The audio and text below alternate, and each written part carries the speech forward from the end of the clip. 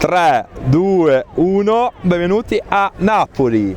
Eccola qui, siamo in piazza Plebiscito e iniziamo questa nuova avventura. Farò tutto il giro della città in 2 o 3 giorni e vedremo tutte le cose principali, o quasi tutte. Mettetevi comodi ed iniziamo questo tour.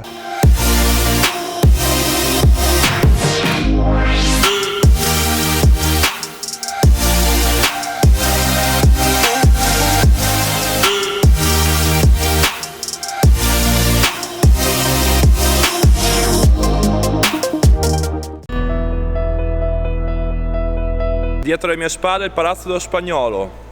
Guardate quanto è bello. Il Palazzo dello Spagnolo è un capolavoro situato in Rione Sanità, cuore della città.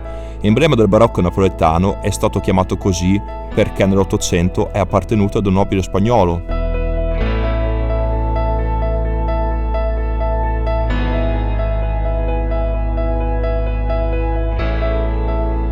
Ed eccomi qui da Poppella, un'istituzione veramente eccezionale a Napoli. Non può mancare nella vostra visita l'assaggio del fiocco di neve, mi raccomando la ricotta, ed è veramente buona. Già ne ho sentita un pezzettino, ne assaggio un altro. Guarda quanto è piena di ricotta.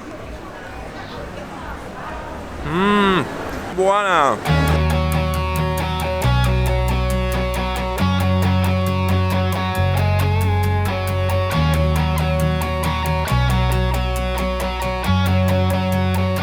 Volete uscire dalla confusione dei motorini, dallo smog nel centro di Napoli? C'è un posticino veramente unico, il complesso monumentale di Santa Chiara con le sue maioliche. Il complesso fu edificato all'inizio del 1300 per volontà del re Roberto d'Anjou. Esso comprende la chiesa gotica, il monastero ed il convento. La struttura comprende anche uno splendido chiostro maiolicato, composto da 66 archi, rivestiti da maioliche con scene vegetali. Su alcuni sedili sono raffigurate scene di vita di allora. Gli affreschi del Settecento invece coprono le pareti dei 4 lati del chiostro.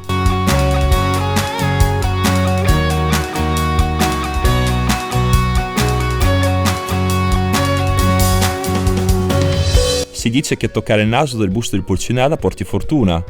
Speriamo!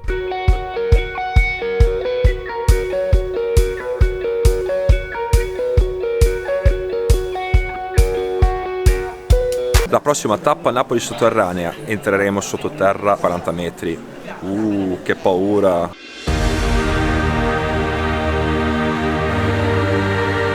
Sotto le chiassose e caratteristiche vie del centro storico di Napoli si trova un mondo a parte, la cosiddetta Napoli sotterranea, il grembo di Napoli da cui la città è nata. È un labirinto di gallerie e passaggi, il percorso prevede anche un passaggio in cunicoli molto stretti.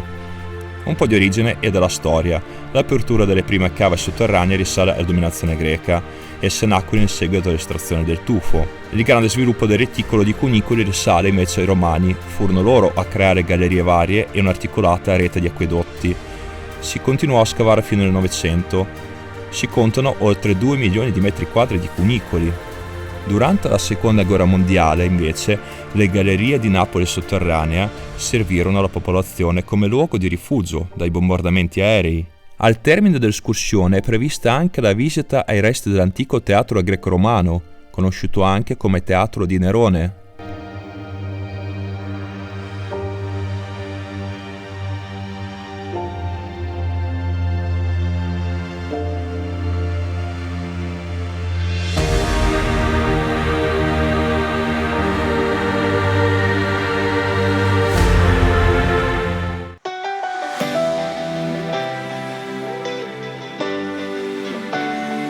E continuiamo con lo street food di Matteo, la frittatina di pasta. Facciamo un piccolo assaggio per vedere com'è.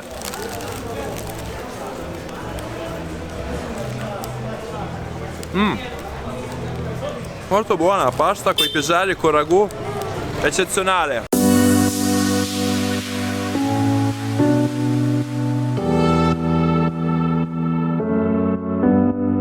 E dopo la frittatina non poteva di certo mancare l'assaggio della tipica pizza napoletana, da sorbillo, per ricaricare le energie.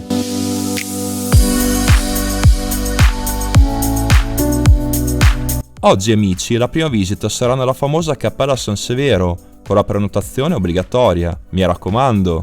All'interno della Cappella di San Severo ho proibito fare foto video, sono riuscito giusto a fare qualche spezzone di nascosto. comunque vale veramente la pena di visitarla, cioè, vengono da tutto il mondo a vedere il Cristo velato lì al centro, adagiato e scolpito con quel marmo, soprattutto il velo che lo copre è assurdo, sembra vero. Infatti esiste una leggenda che è Raimondo di Sangro, proprietario della cappella, che era appassionato di esoterismo, alchimia, trasmise la sua arte di alchimia a Giuseppe di San Martino, che fece quella scultura. Ovviamente una leggenda, ma è altamente realistico.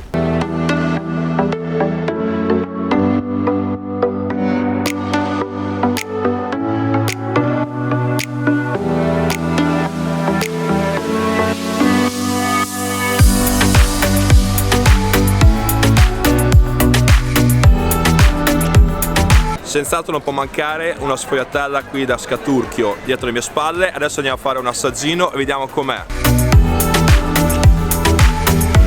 Ed eccola qui la sfogliatella ripiena di crema marene sopra. Ma guardate, ma pesa tantissimo, sembra che pesi 200-300 grammi. Andiamo a fare l'assaggio, guarda la crema come esce fuori.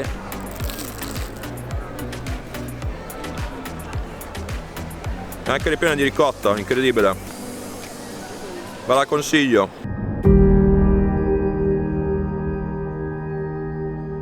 Al centro della piazza potete ammirare l'imponente obelisco dell'Immacolata, è alto 22 metri e fu eretto nel 1750. In cima è presente la statua dorata della Vergine Immacolata. Su quest'opera aleggia una leggenda. Sembra che in alcune ore del giorno, soprattutto all'alba e al tramonto, l'aspetto della Madonna cambi e fissi insistentemente chiunque passi di lì.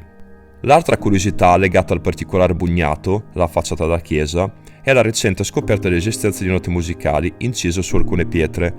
Grazie agli studi si è riusciti a decifrare l'enigma dei simboli occulti. Si tratterebbe di uno spartito musicale scritto in lettere aramaiche e alla durata di circa 45 minuti.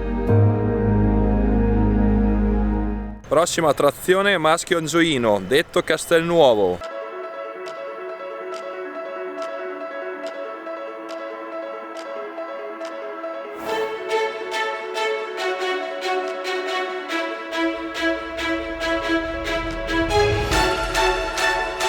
Uno dei simboli indiscussi di Napoli, Maschio Angioino o Castelnuovo, è la fortezza medievale fatta costruire da Carlo I d'Angiò a scopo difensivo e come una nuova corte reale. Costruito nel 1266, proprio in questa occasione la capitale fu deciso di trasferirla da Palermo a Napoli. All'interno si trovano sale adornate e cappelle, affreschi antichi ma anche reperti archeologici.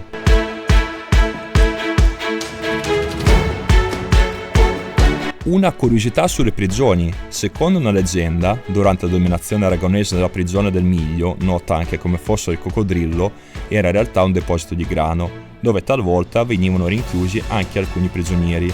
Purtroppo alcuni dei detenuti scomparvero nel nulla. Presto fu scoperto che un grosso coccodrillo entrava da un'apertura sotterranea all'interno della prigione e prendeva con sé i detenuti trascinandoli in mare. Una volta scoperta questa cosa, i regnanti decisero di inviare qui le vittime più scomode.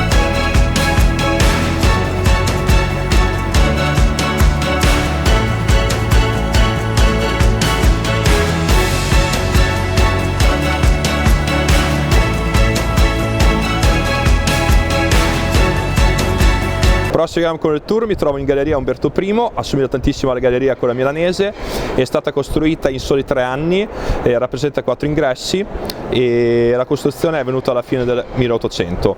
Lì al centro sul pavimento sono presentati i segni zodiacali e inoltre questo è stato anche il regno di Shusha, i famosi lustrascarpe. Purtroppo al giorno d'oggi non ci sono più, ma sono stati per tantissimo tempo, per circa 50 anni. Piazza Plebiscito è la piazza più grande di Napoli e una delle maggiori in tutta l'Italia.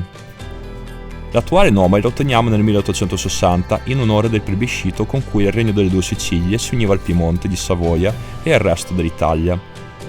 C'è una storia, racconta che la regina Margherita concedeva la salvezza ai prigionieri del regno solo se avessero superato la prova difficilissima. Consisteva nell'attraversare bendati alla piazza, partendo dal Palazzo Reale ed arrivare a passare esattamente tra le due statue. In origine il suolo era irregolare e anche oggi è in leggera pendenza.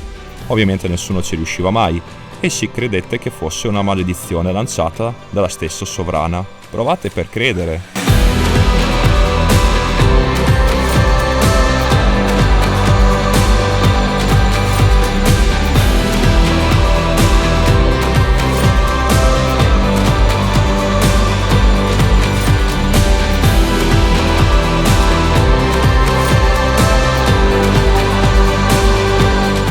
È ora di proseguire con il nostro tour. Dopo lo spuntino, con la solita frittattina di Napoli, di cui me ne sto letteralmente innamorando, ci dirigiamo verso i quartieri spagnoli, precisamente sulla piazzetta di Maradona, dove c'è l'enorme murales, e dovete anche sapere che Maradona qui a Napoli è considerato come una vera divinità.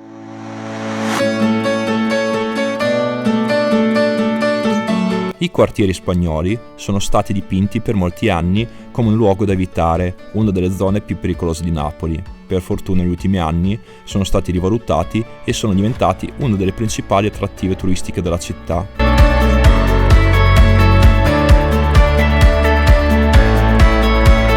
Come posto per mangiare ho scelto Pescheria Azzurra, qui nei quartieri spagnoli, un'eccezionale pescheria che fa anche da mangiare nei tavolini, si può prendere un po' di cosucce.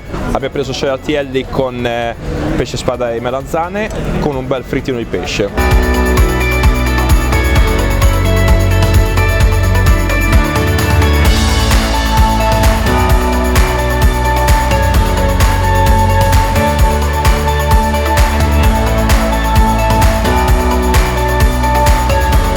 E ovviamente non poteva mancare il tempio di Maradona che si trova qui nei quartieri spagnoli. Dietro le mie spalle il murales con l'angolino con tutte le mete di calcio, tutte le dediche di Maradona, e anche qui dietro di me, guardate bene. Molto particolare, vero?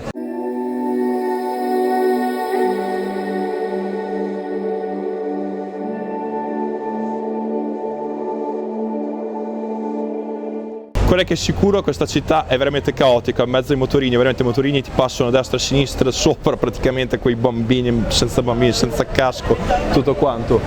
Per cui stateci attenti, ma loro sono molto abituati, vedo, perché schivano le persone come niente fosse. Non ho visto neanche uno cadere, quindi state tranquilli.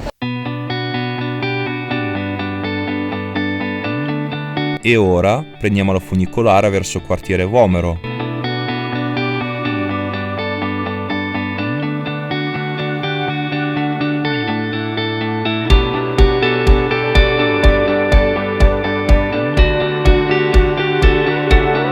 Dopo aver preso la funicolare ci troviamo nel quartiere Vomero, che è un quartiere più borghese di Napoli, situato in collina, in altezza, appunto molto meglio prendere la funicolare per arrivarci prima e senza stancarsi troppo. Come potete vedere è molto tipico dei suoi palazzi, molto differente rispetto a Napoli in giù verso i quartieri spagnoli e gli altri quartieri. Inoltre vi potete anche accomodare verso il Certosi San Martino oppure Castel Sant'Elmo e godervi il panorama spettacolare sul Golfo di Napoli.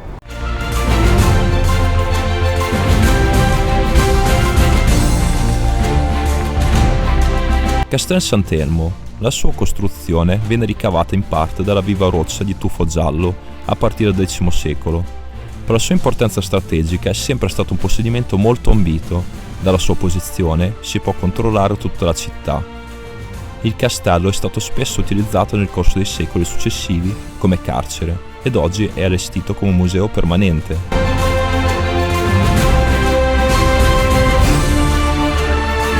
Ed ecco la famosa Spaccanapoli! Raga, ma quanto è bello! Quassù dal Castello Sant'Elmo, un punto panoramico niente male. Tutta Napoli, il Golfo, Vesuvio. Che volete di più dalla vita?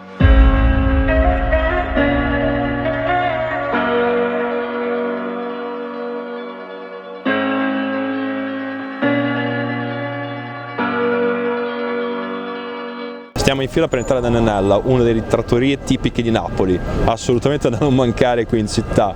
Attenzione perché sono veramente casinisti e c'è da fare una gran fila, non abbiate paura, prendete il ticket, lasciate il nome e aspettate quello che è necessario, poi entrerete dentro un mondo fantastico.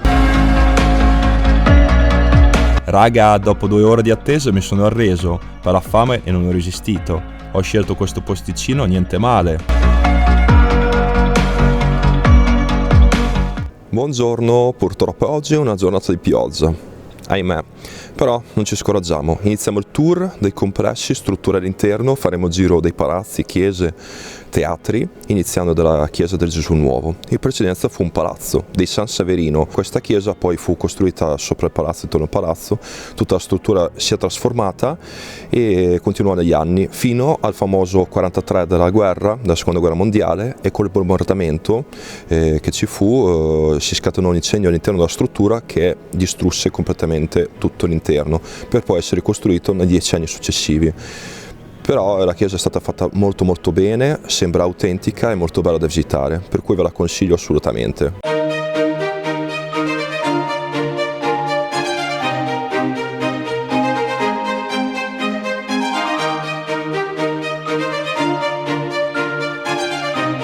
Ci troviamo nel Palazzo Reale, una delle attrazioni più visitate di Napoli. Si trova in piazza Plebiscito. Fu costruito nel 1600 per il volere del viceré di Napoli Fernando Ruiz de Castro per ospitare il re di Spagna, Filippo III d'Asburgo. Questa reggia ha fatto parte della storia di Napoli e continuò con la famiglia dei Borbone e per finire con l'unità dell'Italia per il Savoia. Sicuramente è una visita che vale la pena per visitare le stanze e appartamenti reali.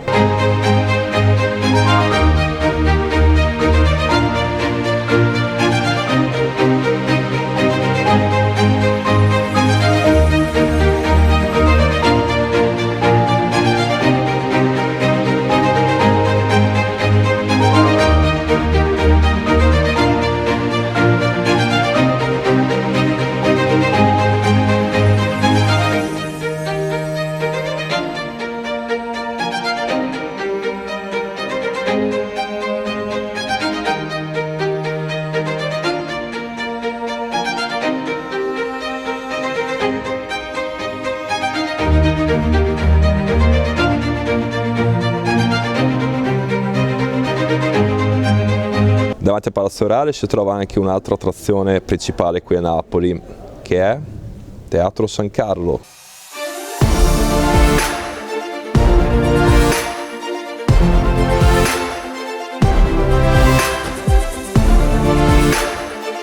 Sfarzo d'eleganza in uno dei teatri lirici più importanti d'Europa. Il Teatro San Carlo di Napoli è tra i monumenti considerati patrimonio dell'umanità UNESCO. Costruito nel 1737 su volontà del re Carlo III di Borbone, rappresenta ancora oggi il più antico teatro d'opera in Europa. Ragazzi, se volete provare qualcosa di tipico, la trattoria da Maria è eccezionale. Abbiamo provato le polpette che erano buonissime, le zucchine, poi anche pasta e provola, pasta genovese, mamma mia, da paura, ve la consiglio proprio.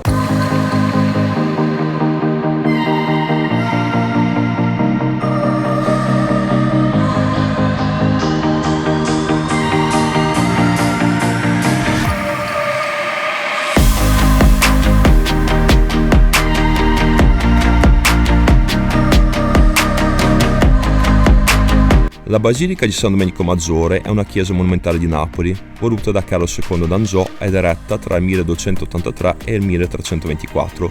Divenne la casa madre dei Domenicani nel Regno di Napoli e chiesa della nobiltà aragonese.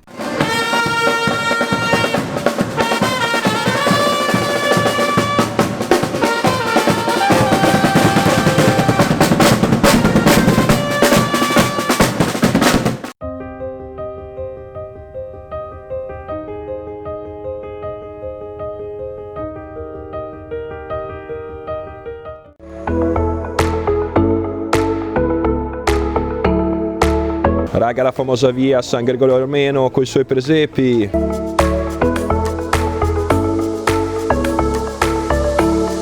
Ma guardateli, sono identici.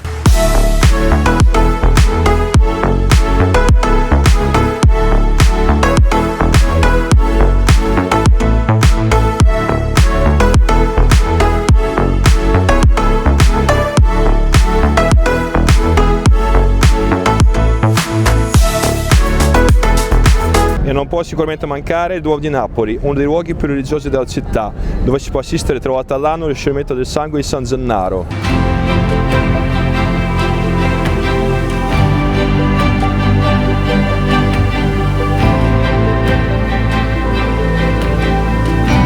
Il tesoro di San Gennaro custodisce il sangue del santo patrono di Napoli, è un gioiello di arte e architettura mondiale. Racchiude marmi, affreschi, dipinti dai migliori artisti dell'epoca e del movimento barocco napoletano.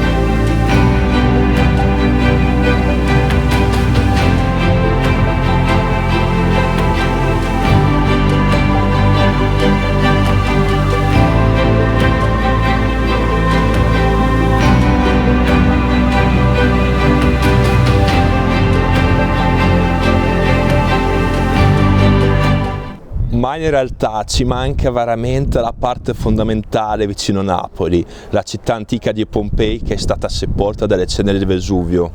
La storia di Pompei si colloca in 9 secoli con differenti dominazioni, dagli Osci ai Greci, dagli Etruschi ai Sanniti, fino ai Romani. Gli scavi archeologici, iniziati nel corso del XVIII secolo, hanno progressivamente portato alla luce un centro urbano che rivestiva un ruolo importante all'epoca dell'Impero Romano. Al momento in cui fu colpita da questo disastro naturale, Pompei si trovava in effetti in uno stato di notevole prosperità, contava all'incirca 20.000 residenti e le sue strade erano animate dall'attività delle botteghe gestite da artigiani e mercanti, e numerose tra i suoi abitanti dimoravano in sontuose dimore, splendidamente ornate e affrescate. La regione era spesso soggetta ai fenomeni sismici. Nel 62 d.C. un terremoto di grande intensità, pari a quinto-sesto grado della scala Mercalli, causò numerosi crolli della città. Sin da subito i pompeiani provvidero alla ricostruzione della città, ma il 24 agosto 79 d.C., secondo alcune fonti il 24 ottobre, nel primo pomeriggio da Vesuvio si sollevò un'immensa colonna di vapori, fumo, lava, gas, cenere, anidride carbonica. Questa colonna raggiunse un'altezza pari di circa 15 km, tale da essere visibile anche a chilometri di distanza. Durante la notte tra il 24 e il 25, Ercolano venne investita da un'ondata di lava e distrutta. Tale prima ondata non colpì Pompei. La situazione infatti sembrava essersi tranquillizzata e proprio durante quella notte molti abitanti della città fecero ritorno alle loro abitazioni. Al mattino del 25 agosto anche Pompei fu però investita da una colata di lava che ebbe un effetto devastante. La città fu ricoperta dalla lava e rimase sepolta sotto diversi metri di cenere. Gli abitanti di Pompei morirono, molti dei quali nel sonno e nel letto delle proprie abitazioni.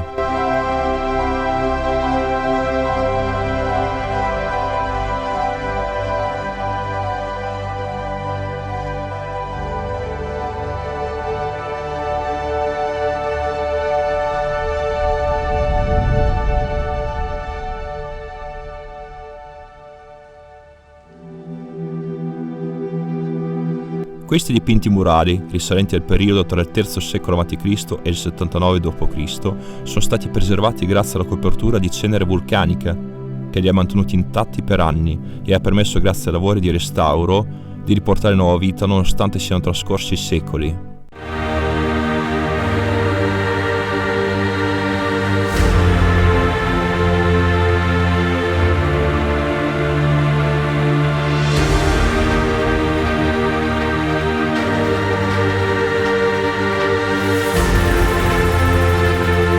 E niente, il video si conclude qua. Mi raccomando, chiedo sempre massimo supporto da parte vostra, mettete like, commentate, iscrivetevi se non foste ancora iscritti al canale e ci vediamo alla prossima avventura. Ciao ciao!